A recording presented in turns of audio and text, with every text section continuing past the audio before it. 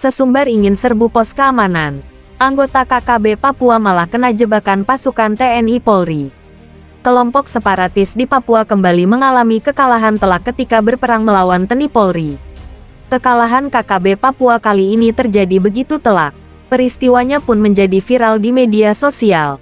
Awalnya, KKB Papua hendak melakukan serangan ke pos keamanan yang akan direncanakan menyerang pos mini TNI Polri itu sudah disiapkan jauh-jauh hari.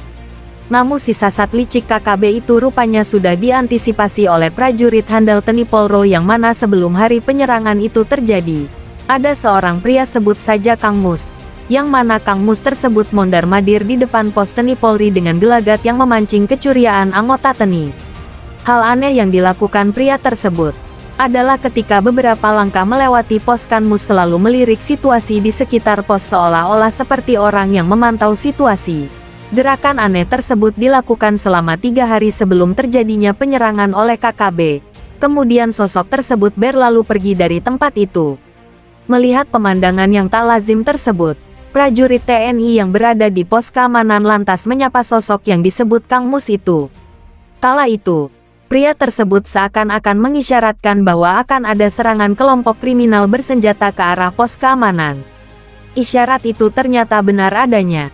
Karena beberapa hari berikutnya, segerombolan orang tak dikenal mendatangi pos keamanan dan menyerang aparat TNI Polri.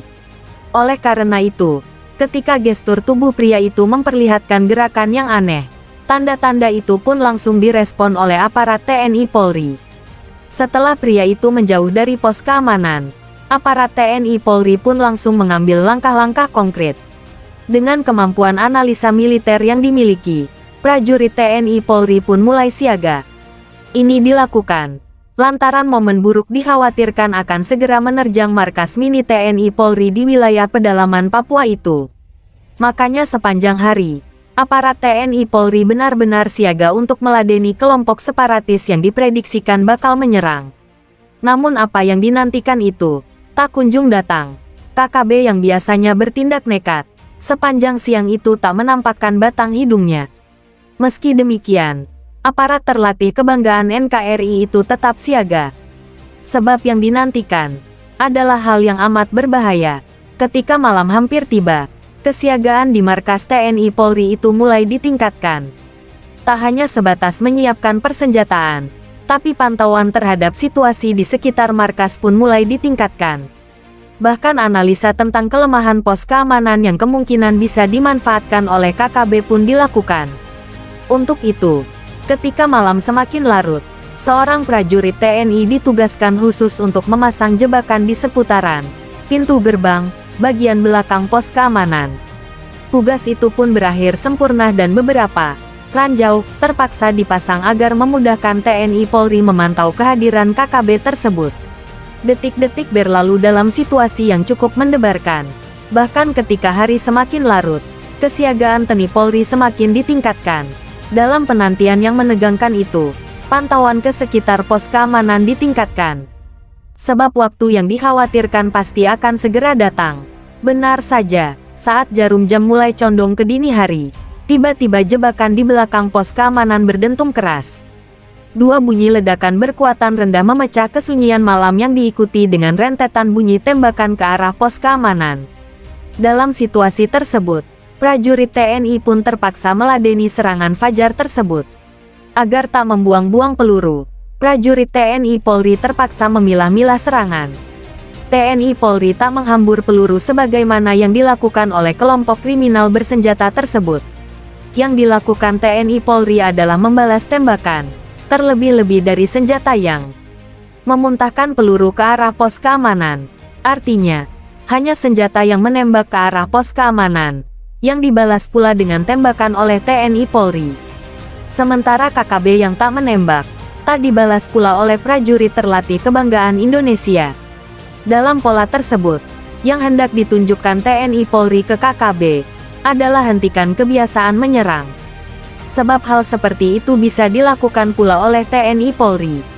Strategi TNI Polri malam itu benar-benar jitu, karena hampir semua anggota KKB merenggang nyawa di tempat tersebut. Mungkin karena anggota KKB berjatuhan di medan laga, sehingga KKB pun menghentikan serangan. Mereka kemudian memilih melarikan, karena tak sanggup merobohkan prajurit handal TNI Polri. Sementara seorang komandan lapangan KKB, mengungkapkan fakta yang kemungkinan ada kaitannya dengan peristiwa malam itu. Melalui penggalan video yang beredar di jagat maya, sepupu Egyanus Kogeya, Panglima KKB itu mengungkapkan hal yang mengejutkan. Dia menyebutkan bahwa malam itu, KKB sangat kaget atas sebuah peristiwa yang tak disangka-sangka. Saat satu anggota kami injak barang itu, benda itu langsung meledak, sehingga 2 orang langsung habis, tutur sepupu Egyanus Kogeya itu.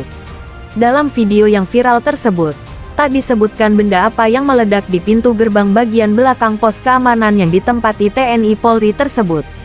Tak diperlihatkan pula lokasi kejadian benda itu meledak, bahkan tak terlihat sama sekali suasana yang ada di TKP.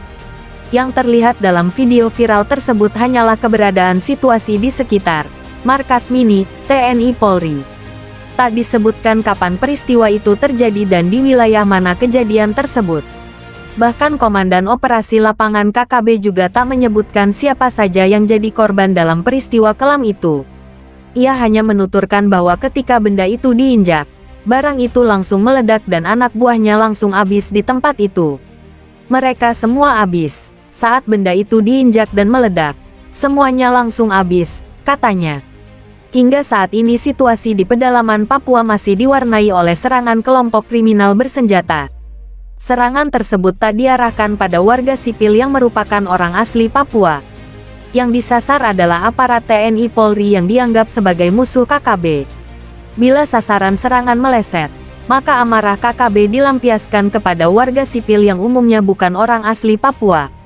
Hal tersebut seiring dengan ancaman Panglima KKB Dinduga, Egyanus Kogeya yang kemudian ditegaskan pula oleh juru bicara OPM, Sebi Sambong. Dalam pernyataan resmi TPNPB OPM, Sebi Sambong meminta warga sipil untuk segera meninggalkan Papua.